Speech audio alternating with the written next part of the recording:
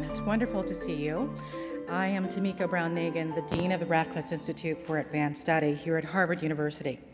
Welcome to our annual Gender Conference, focused this year on the intersection of gender and communication beyond spoken words. Last night, we kicked off our conference with an exploration of communication through the lens of drag culture. It was quite a great evening. If you couldn't join us, I encourage you to watch the recording of that evening that'll be posted online. Today, we consider the aesthetics of communication through topics as diverse as tattoos, perfume, animal behavior, robots, sign language, and dance. The program will engage our minds and senses, and I expect it'll reveal aspects of unspoken communication that many of us might not have considered before. Interdisciplinarity is the very core of what we do here at Radcliffe, and it permeates every session of this convening. As we engage today, I hope you'll keep in mind yesterday evening's discussion and consider how the examples of bodily communication we explore relate to issues of equity, opportunity, and inclusion, another core element of Radcliffe's identity. It's still a reality that many individuals are demeaned, devalued, and discriminated against because of how they express their gender identity and how others perceive it, or for pushing against gender norms. This past fall, a public library system in Louisiana prohibited a story hour event because it would feature drag queens reading children's books. Similar reading programs exist across the country, including here in the Cambridge-Boston area. And so, too, do efforts to censor drag performers, whether in libraries, on stage, or elsewhere. In our nation's schools, students are frequently disciplined because their appearance violates dress codes that hinge on traditional gender norms. And research shows that these dress codes are disproportionately enforced against Black girls, who tend to be perceived by adults as less innocent, more adult-like, and more sexual as compared to their white peers. Transgender and gender nonconforming individuals experience mistreatment, discrimination, and even violence at particularly alarming rates. A staggering 83% of transgender youth and 69% of gender nonconforming youth in grades 6 through 12 report being bullied or harassed at school. I mention these examples because they illustrate the importance of thinking intersectionally. Bodily communication and how others perceive that communication varies in meaningful ways, not only across gender, but also as to race, sexual orientation, class, ability, nationality, and so much more. This is something to keep in the back of our minds today as we dive into this illuminating conversation focused on the aesthetics of communication. In a moment, I'll turn things over to my colleague, Professor Shigehisa Kuriyama, who conceptualized this conference, and who'll introduce today's program. Hisa is the faculty director of the Humanities at Radcliffe and the Reischauer Institute Professor of Cultural History in the Faculty of Arts and Sciences here at Harvard. But first, let me express my thanks to everyone who's made this convening possible. I'm very grateful to Hisa and to all of our speakers, moderators, and performers. Let me also thank Rebecca Wasserman, Executive Director of Academic Ventures here at Radcliffe, Jessica Vicklin, Director of Events, and the entire Ventures and Events teams. I also want to recognize members of the Radcliffe Institute, Leadership Society, and all of our dedicated annual donors. Radcliffe's lectures, conferences, exhibitions, and collections are free and open to the public because of your generous support. Thank you. And finally, thanks to all of you in the audience for joining us. We're happy to have you here. With that, please join me in warmly welcoming Hisa Kuriyama. Hisa.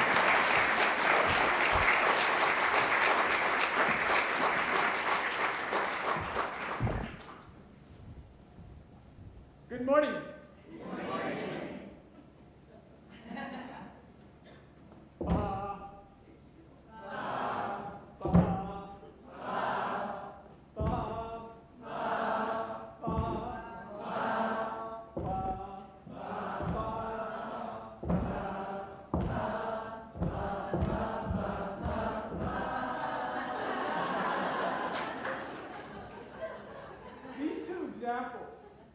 only have 3 minutes, so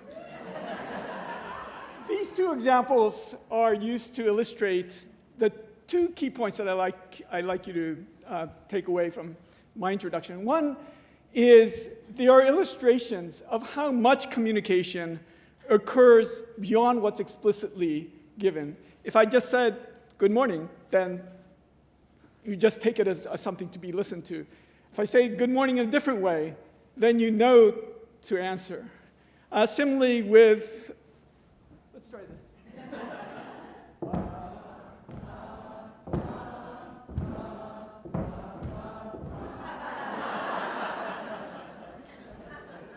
That's the other aspect, is you'll have to think. So the first point is really about how there's so much more communicated than usually we just explicitly express.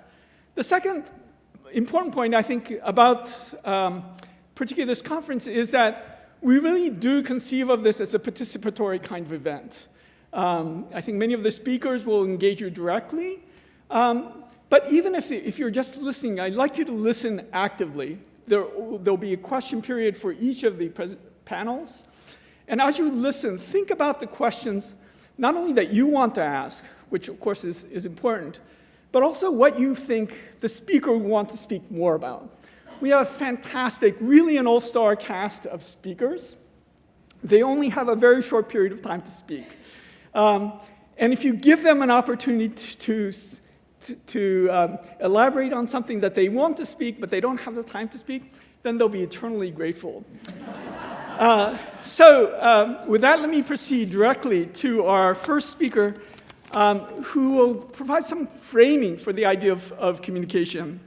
And this is Professor John Durham Peters, who is the Maria Rosa Menocal Professor of English and Professor of Film and Media Studies at Yale University.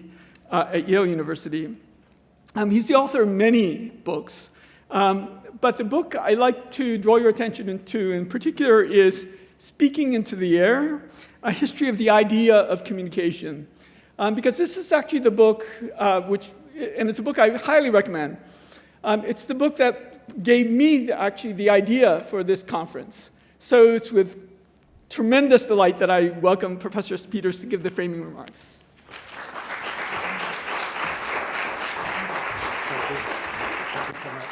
Thank you. My dear fellow embodied beings, good morning. Today is the 10th birthday of my oldest granddaughter, Libby Ann Lambert Peters. And this is the way that I met Libby. As an ultrasound image, you can kind of see her face there, but the first thing I knew about Libby was her gender. And her gender preceded her gender goes with her gender is pervasive in all kinds of ways. Obviously, gender saturates our world, our bodies, and the ways that we interact, the ways that grandfathers and granddaughters interact. I haven't talked with her yet today, but I plan to. The drag performance last night kept making me think, this might sound strange, of the aesthetic theory of the great and gnarly thinker Theodor Adorno, who might actually have liked to drag. He liked circus acts and the burlesque for sure. For him, aesthetics was the claim of an artful justice in a broken world. Gender, a topic otherwise so pervasive and so painful, one that is so weighty and has so much at stake, that's so wonderful and so omnipresent, in drag is briefly transfigured into an art, a florid zone of freedom, choice, and play. As Adorno somewhere said, in a perfect society, the only thing that would survive the injury of the difference between the sexes is the happiness that it makes possible. Another sense of aesthetics is to emphasize embodied sensation. Here comes the obligatory etymology. Aisthounomai in ancient Greek means I sense. So the very notion of aesthetics has to do with embodied, concrete sensation, eyes, ears, tactility, taste, kinesthetic, all the ways that we exist in the world. So aesthetics, I'm very happy that that's our theme, is much better than epistemology when we talk about communication. The history of the term communication it's a very odd history because it tends to be medium neutral or medium hostile. That is, that successful communication was long understood as being the disappearance of the medium in a kind of demure self-sacrifice in which some precious elusive substance shines through, such as mind or meaning. Now, this sense of communication we get from an older sense of the term communicatio, or transmission, really, of some kind of element through a medium, such as glass. And the element is often something like electricity, magnetism, or ether. So these physical processes, which allow for connection across distance of precious substances, came to refer to the way that minds interact in the philosophy of John Locke, in the essay concerning human understanding of 1690, in which he talked about the communication of ideas. Locke gave us this eternal problem when we think about communication of epistemology. It's how do you know what's in the other's head? How do you get your ideas in the other person's head? This notion of communication was reinforced in the 19th century when electricity became the means of connecting people, thanks to the telegraph, telephone, phonograph, also via fast mails. These were ghost multiplying media, as Franz Kafka memorably put it. Now, of course, we all depend upon accurate transmission. That's obviously important. But there's a lot of conceptual collateral damage if a term whose chief value is accuracy comes to describe the human interaction in general. Moving a signal is not the same as doing the hard work of inhabiting a common space or working together to create mutual understanding. Obviously, the term communication took on this expansive sense. Again, a celebration on my part of aesthetics rather than epistemology. An even weirder part of the history is this term nonverbal communication, which first seems to have been used in the 1950s. It's very late, by the Swiss-American psychiatrist Jürgen Rusch in a book. Now, of course, notions of nonverbal communication were found among ethologists, including Charles Darwin, before. And it's funny because nonverbal is defined negatively as everything which is not words.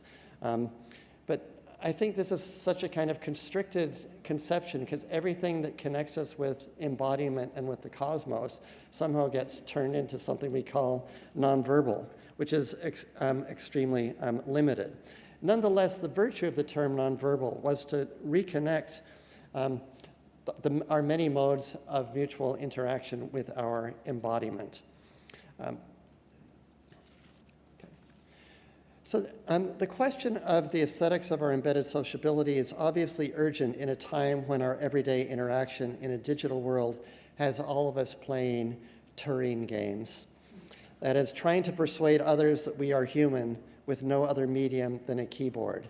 When I talk to my granddaughter today, I hope we can FaceTime, not text.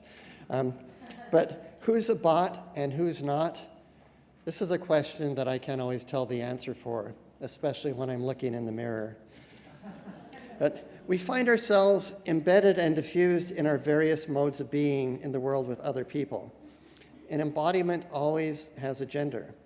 The voice, for my money, is one of the most interesting and stubborn gender markers, as we might talk about. There are very few female contrabasses, very few male sopranos, unless they've been doctored so that they don't have testosterone, they're castrati.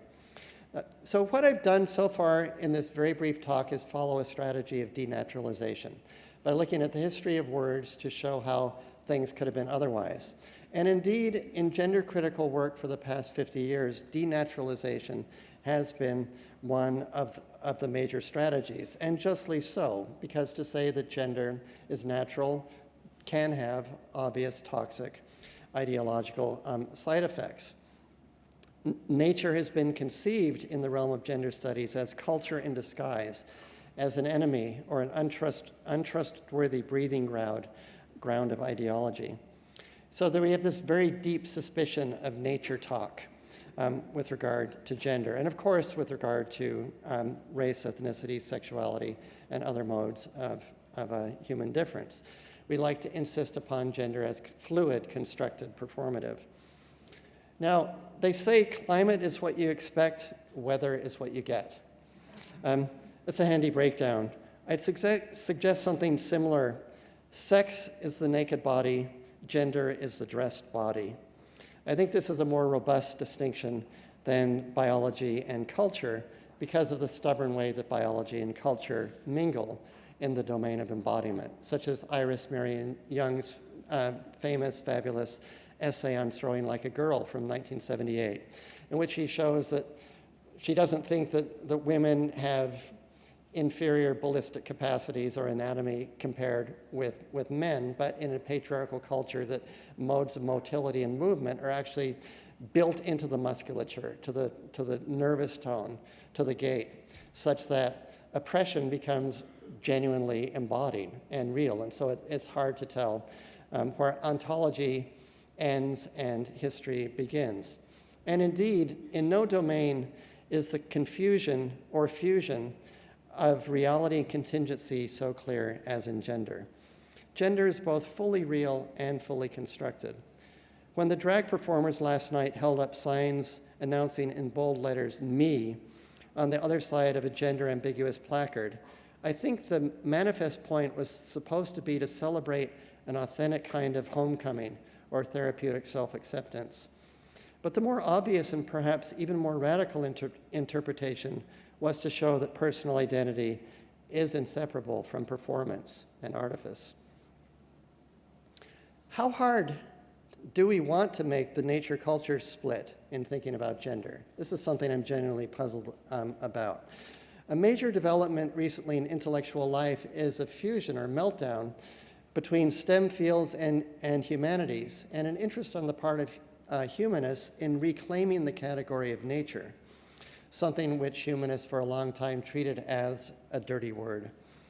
On a planet in which nature is something that is set apart and designated as such by humans, on a planet in which anthropogenic meddling with nature is visible from the sea floor to the upper atmosphere, when we think of weather and climate as profoundly affected by human habits, do we want to hold on to such a hard distinction between nature and culture?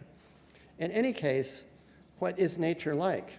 Nature is infinitely diverse.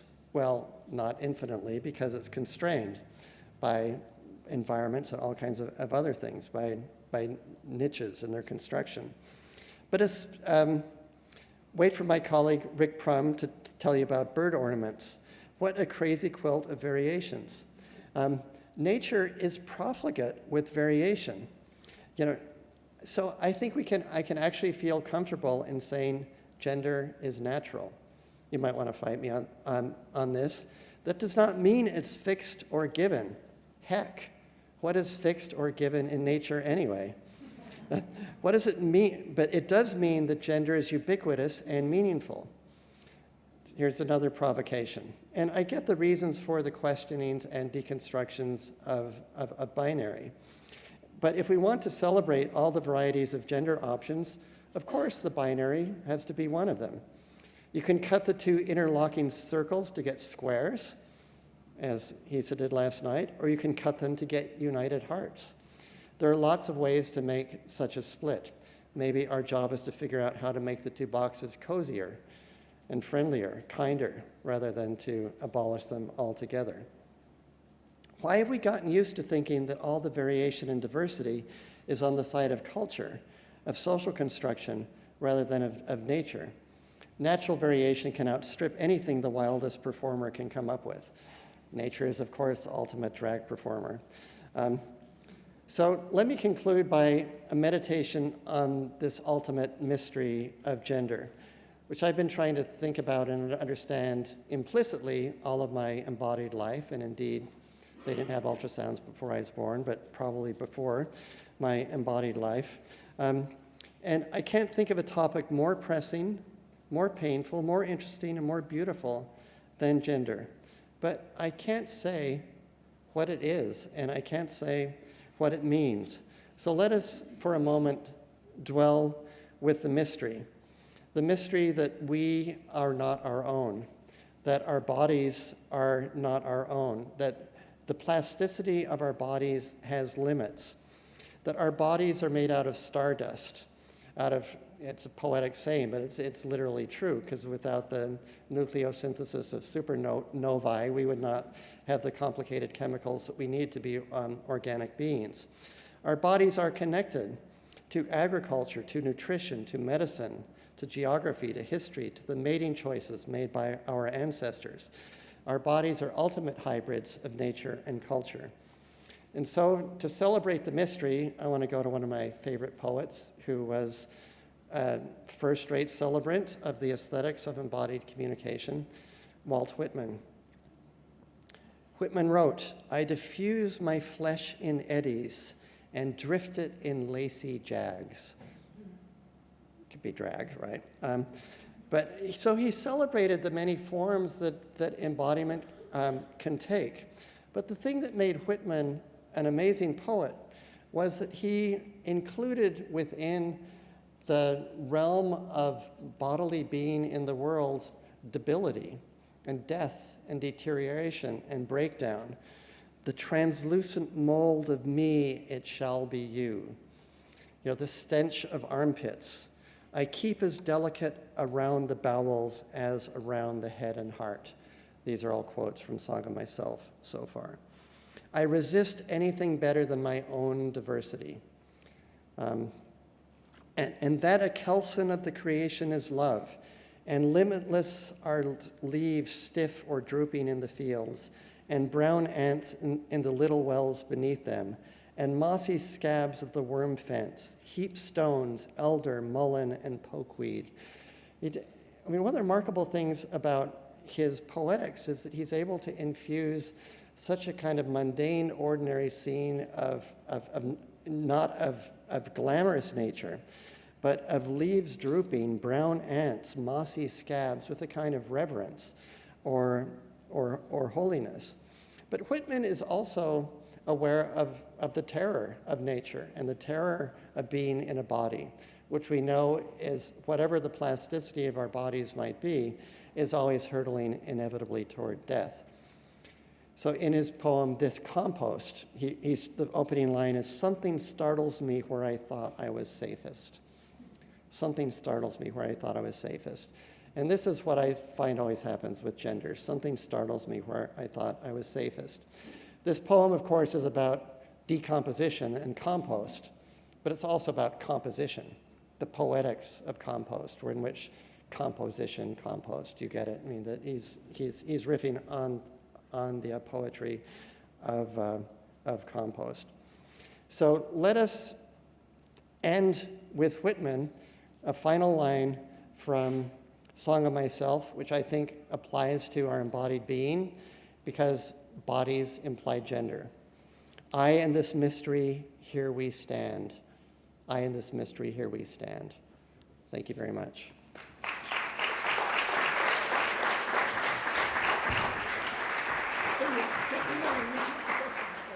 Questions? Yes. Okay. So, Professor Peters will yield questions on his very provocative talk. I wondered if you would elucidate more about that idea of if you're having a spectrum of allowed, but retaining the binary as one of those elements. Can you talk a little bit more about what that conceptualization would look like? This is a really difficult thing to think through, because it's so sensitive and ticklish and delicate, because it can feel like you're stomping on hard work that people have done to carve out space for modes of being which have been historically stigmatized. But I think that it's pretty persistent, as far as I can tell, that biologically complementary conspecifics will find ways of signaling that gender difference. And the gender difference is something which we're going to be stuck with or to celebrate in a variety of plastic ways, and that it's kind of not commonsensical and not true to the complexity of our gender being in the world if we want to abolish some kind of statistical binary in general. I'm not saying everybody has to fit in one box or another, but to recognize that, well, let's speak French for a minute. Le genre est un genre. Gender is a genre. It's the same word in French. And if we could sort of think of gender as genres of being, which are family resemblances.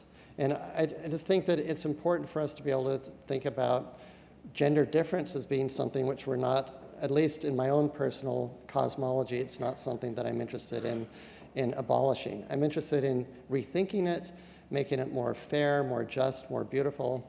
But I'm not interested in just saying binaries are only oppressive.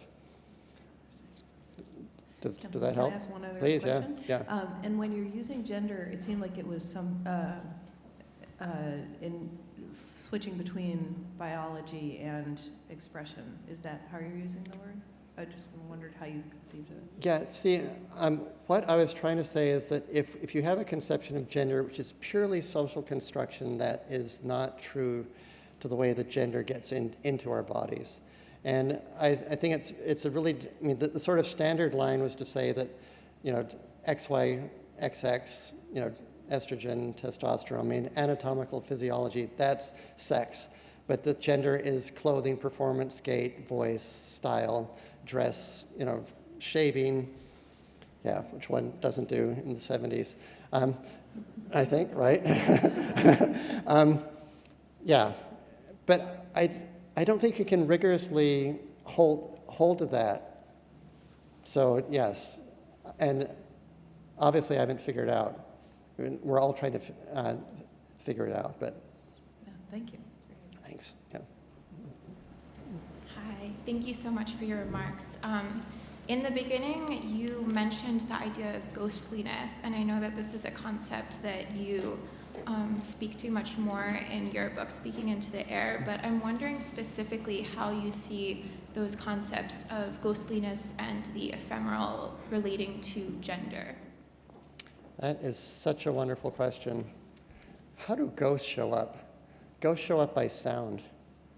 And sound and voices are so interesting because they're disembodied, and yet they always mean that the gender and race always seem to sneak back into voices again in various ways. Ooh, I don't know. I mean, I'll have to think about this, but I think that every medium reorganizes embodiment, and that embodiment is always going to be gendered in one way or another, so that when you have a new medium which allows for people to be in touch across a distance, that's going to produce all kinds of weird gender ripples, as it does like with the history of the telephone or the history of the radio. Was that close enough? Okay. Thank you very much. Okay.